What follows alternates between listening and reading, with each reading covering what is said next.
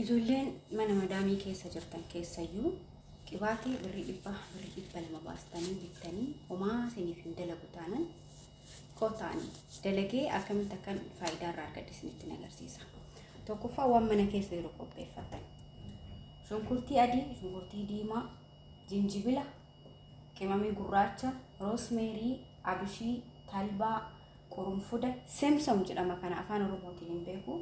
Coconut oil fi olive oil qopheeffatanii isa kana ni daaktan baasnitti agarsiisa. Dursa isaa maal goona isa kana ilaala. Inni kun waraqaa gaar jedhama akka Itoophiyaatti hin beekamu. Akkasitti ni qaqqabsitu. Egaa qaqqabsitanii ni daakama illee. Amma qurunfuda isa kana yoo qabattanii isa kana lamatti jiraatu. Videoon dheeraadha laqaa jiraatu ilaala.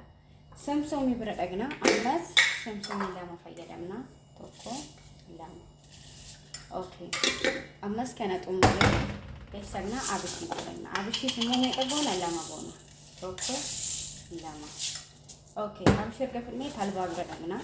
Talbaas immoo lama goona. Tokko lama. Okay.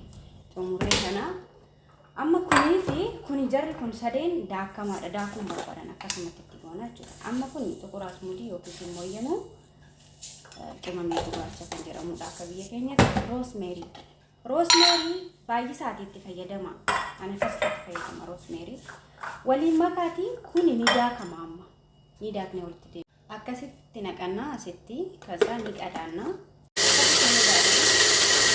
Ilaala akkasitti daaknee xumurree irraa jechuudha.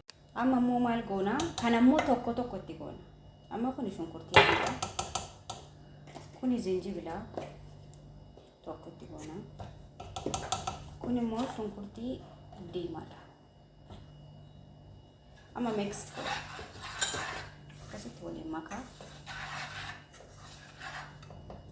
Egaa akkasitti waliin maknee fidnee zayituunii 500 milii coconut oil 500 milii qixa itti naqna. Lamaan isaa ilaala.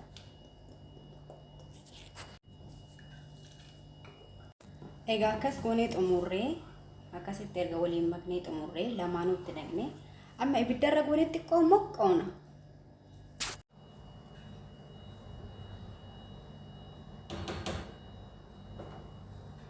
Amma erga akkas gootanii daqiiqaan baay'ee deemaa jira. Meeshaa akkasii qabaadha.